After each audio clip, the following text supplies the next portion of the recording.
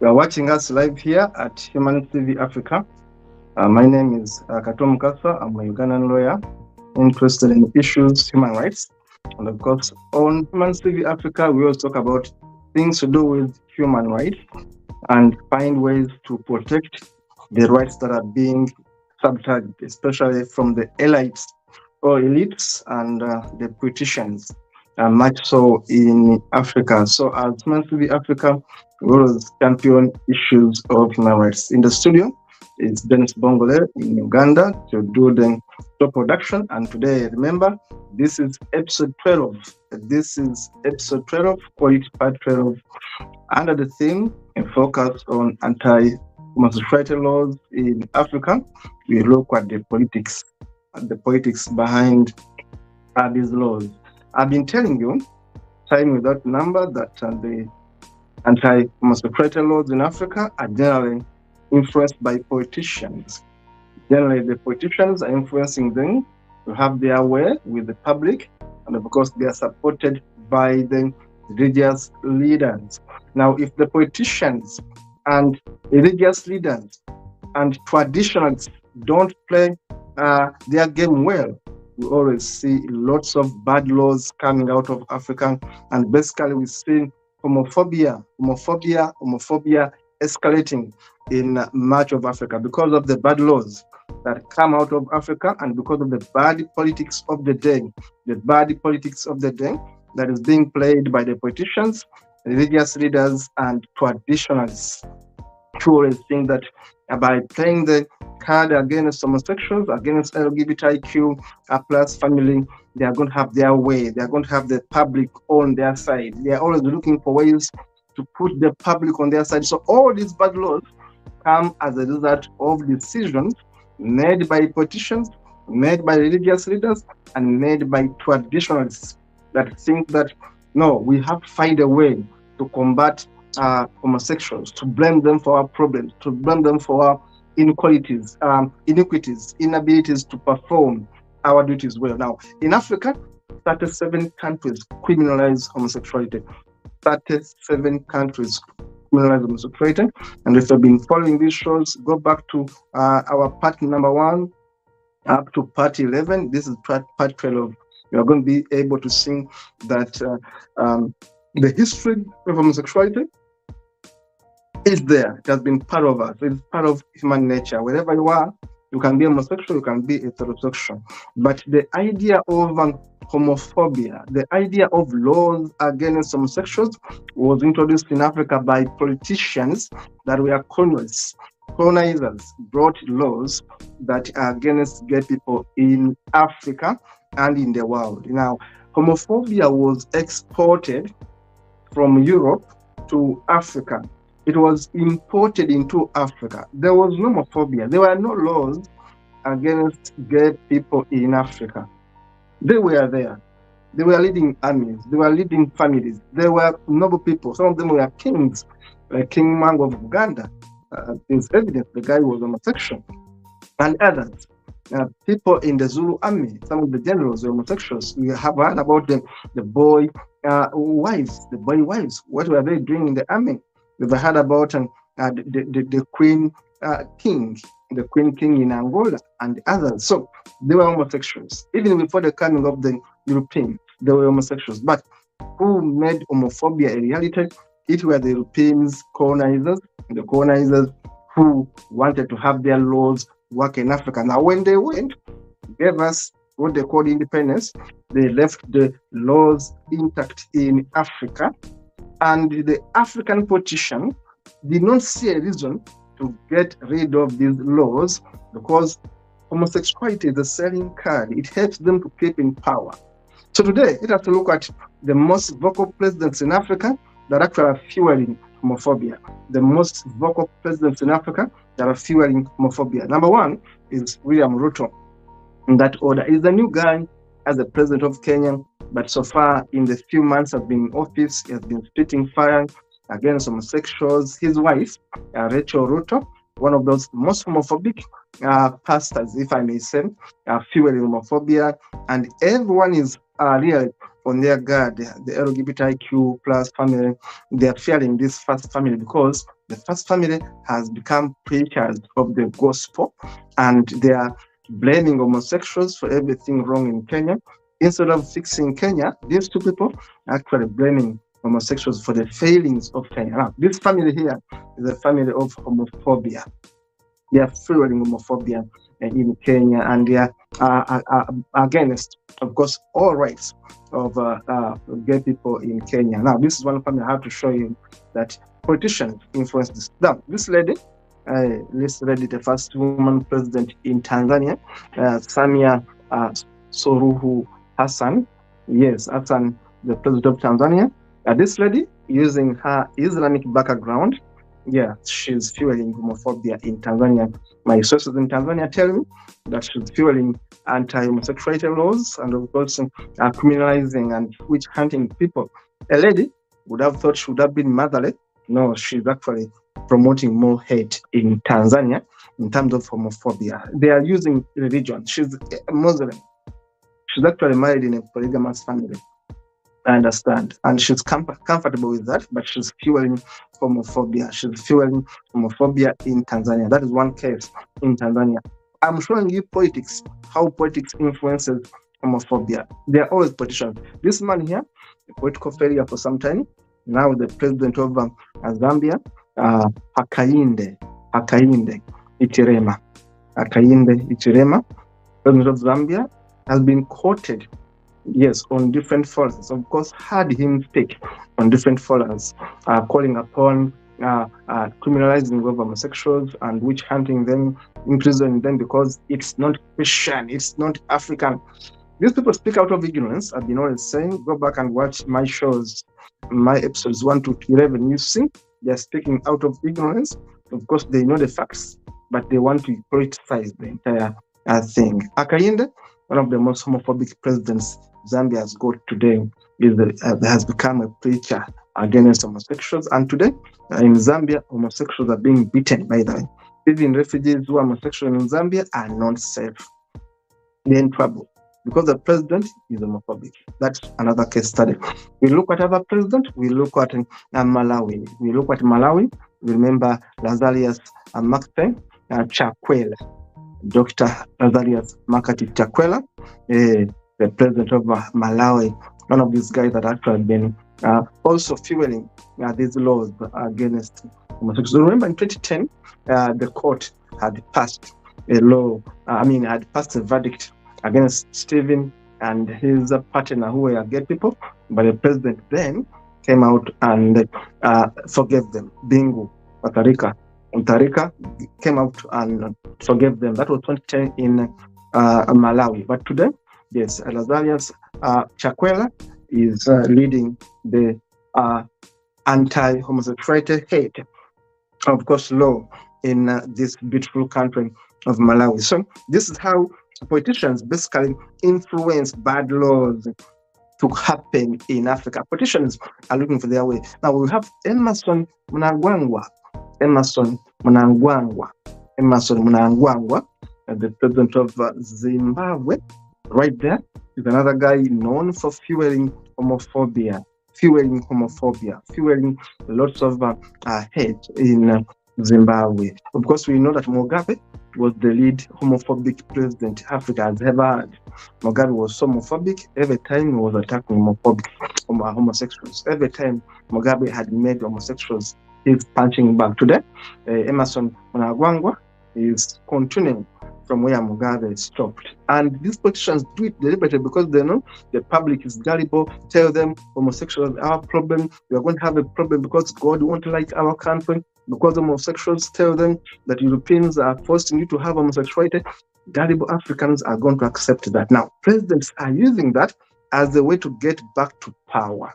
Roads are bad, the health sector is sick, people are unemployed, but they are shouting homosexuality as a problem. Now, this man, Muhammadu Buhari, was the president of Nigeria. Yes, and of course, we remember him fueling homophobia during his time. He was fueling homophobia during his time, Muhammad Buhari. Today, we have Tinubu, another old fella as a president there. Tinubu Yes, it was Muhammad Buhari, but now today we have Bola Tinubu, the incumbent president of Nigeria, the guy who is also very, very Islamic fundamentalist. They use the religion to hoodwink the public. They say, we are Muslims. Allah doesn't allow this. Without reasoning about what does science say, what does anthropology say, what does history say. These politicians don't go back to history, they don't go back to science, they don't go back to anthropology. We have Museveni, the other dictator of Uganda. The man has been in power since 1986. He's almost 40 years in power and is known for his homophobic rhetoric. He's using homophobia as a way to gain power. He has been using homophobia. He uses homosexuals as a punching bag to show people that he's against the West. He always says, you see, they are promoting this because they want to take over, because they want to take our land, because they want to take our minerals. He's always blaming the Western powers for his failures in Uganda, and he's using homophobia as a weapon to stay in power. Now, these are the presidents well known for promoting homophobia in Africa. Nana Ada Dankwa Akufo-Addo is a unique one here. He's not in the category of Museveni, he's not in the category of Soluhi, he's not in the category of Chakwera and Achilema. This man here has been able to stand and say no homophobia in Ghana. The parliament recently passed a law, but Nana Addo Dankwa Akufo-Addo is still hesitant. He's still hesitant to accept what the parliament has been saying. They have been telling people in Ghana to be tolerant, and yet he has been standing on his feet to say no to homophobia. So I bring him here as a winning card, that even when the parliament in Ghana is so obsessed with homosexuality, the president of Ghana is still reluctant to accept what the parliament is saying.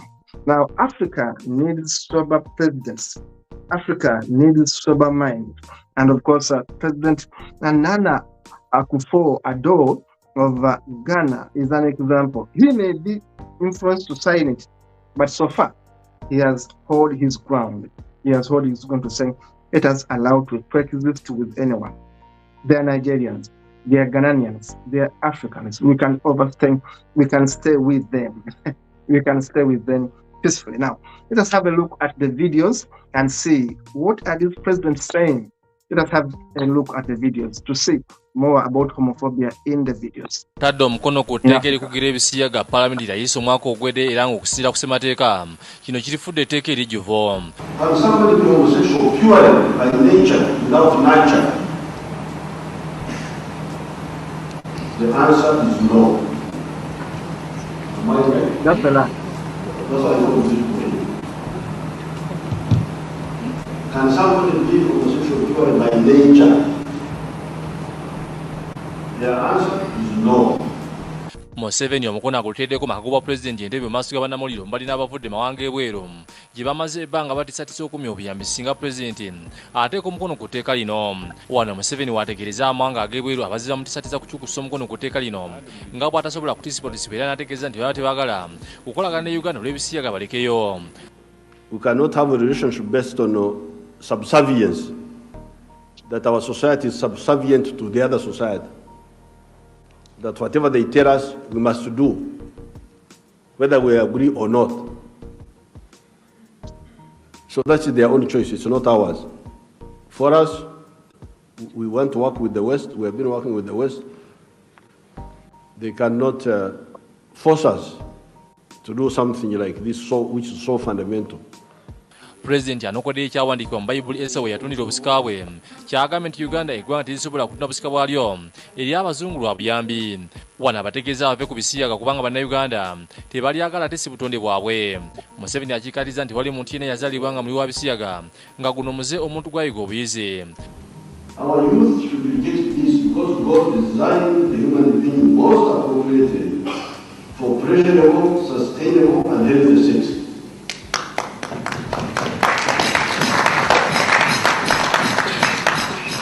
Some of the traditional styles are very pleasurable and healthy.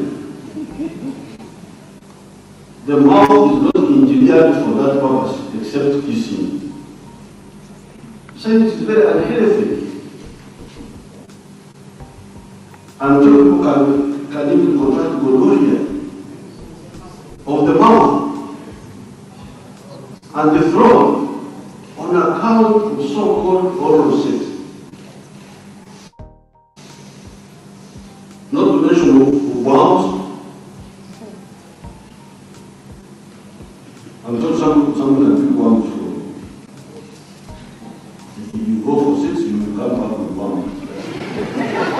Muli chikulunira mwitabidwa munabaka wa parliament abenjawulo abogeddeko ne Bukedde TV amangudera nga president amaliriza okussa omukono ku tteeka lino abategeeze nti basanyufu olw'ekituukiddwako.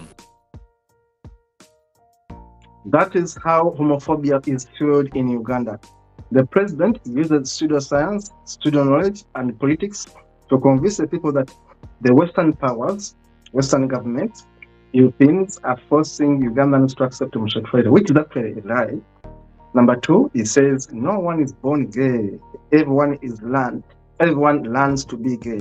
He says homosexuality is taught. You are taught to have sex with another man. You are taught to have sex with another woman. That is a lie, of course.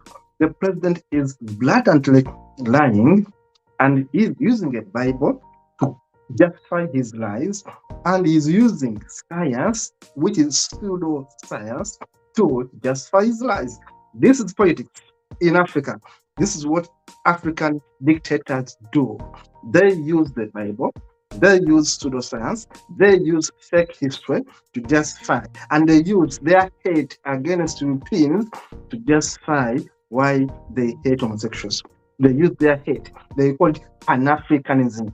They use that rhetoric of Pan-Africanism nonsense to show hate. They divide people against others. They say Europeans, now they become the racial matter, which is not a racial matter. This is ignorance on the part of the president of Uganda to say that Europeans are forcing homosexuality on Ugandans. That is a lie. Let's have a look at the next video.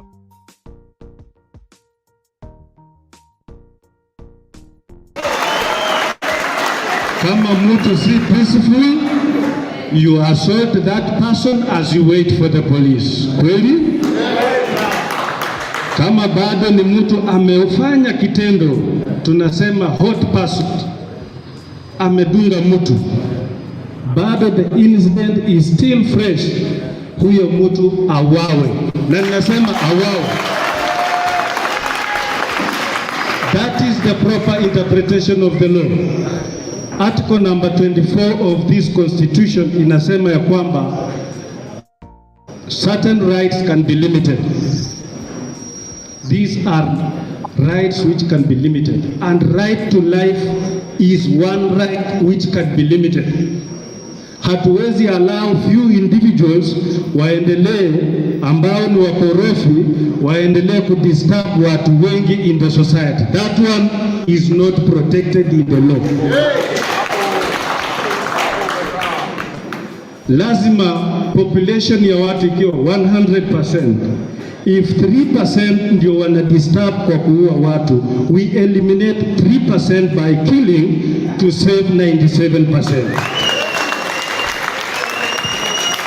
Tumeelewana kufikia hapo? Nani anasema hii katiba hairuhusu mtu kuua? Inaruhusu. Article number 24, the limitation clause. Sawa sawa? Article 51 of the UN Charter ya kwamba mtu akikomita crime hapa, ameua mtu, anafuata under hot pursuit na pia awawe. It is there. Letting the law to favor criminals and to disadvantage good people in the society. That one I will not allow. Nikiwa OCS bondeni hapa, mtu akiwawa ni... When you listen to that gentleman, this is the example of elites, the educated people of Africa. It's clearly quoting the law and rightfully quoting the law. But at the same time, is misusing the law. Is quoting international charters. Is quoting the Constitution of Kenya. Yes, he's right.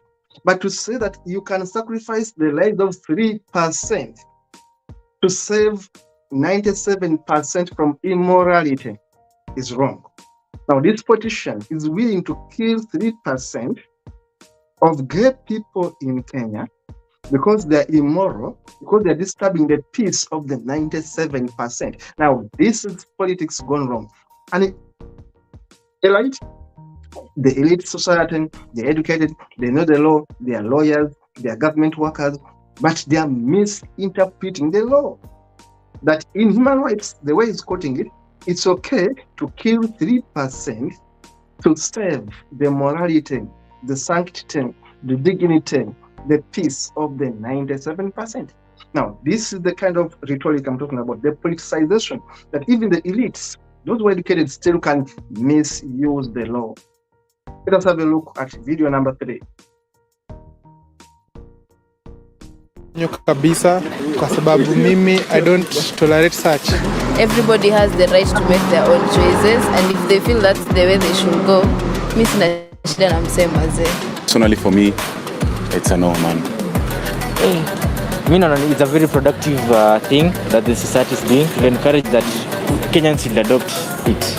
I don't hold people back, especially when it comes to love. Anyone can love whoever they want. It's not my business. Yeah, that's it. I don't have much thought about it, but I feel like everyone should just be free and everyone should do what they want to do and do what makes you happy, because you only have one life. Si ni ya kuzaliwa nayo, unaona? Sasa mimi niko fit tuna si mbaya. As in you're good with it kabisa. Good. Nice. For 21st century. Personally, I think anything that does not interfere with me is just okay. So they're living their lives, why should I interfere? I think my message to them would be, as many say, as some try to portray it, like, making it seem like the church hates them and all that. I feel maybe some individuals in church hold different views on LGBTQ, but it doesn't particularly mean that the church hates them and all that. So for me, I would welcome them back to church. Yeah. It is so sucking. In my opinion, they should just do whatever they want, as long as they don't do anything to me, as long as they have not wronged. Like, it's their business. As for me, it's fine. Venye utataka, ukipenda demu mwenzako, mwanaume mwenzako, kivyako. This is Human TV Africa, and that interview courtesy of Human TV Africa. We did interview young people in Kenya at a university, and we have seen their reaction. We have heard their views. There are those who say, I hate homosexuals, but they can exist with us. The others who say, it's their business. Why hate them? Let them be. So when you interview young people, you are more likely to get a different view from what the politicians are likely to tell you. So interview young people and get to know more about their interpretation of homosexuality. This is Human TV Africa. We are proud to be able to share with you these insights and let you know about views from young people. Ask them about homosexuality. They will tell their views. Ask people in their 60s and 70s. You will hear different views. Ask religious leaders, different views. Ask politicians, different views. So what do? We need to empower our people out of hate, out of prejudice, out of hate, malice, vengeance, prejudice, and of course, ignorance. This is the role of Human TV Africa. We're here to give knowledge to the people, empower them out of hate, and create more love in Africa. Because once people are united, we are going to have development. It is Human TV Africa. Thank you so much for watching. And of course, you are going to see the last video. This is Kagame. Listen to Kagame.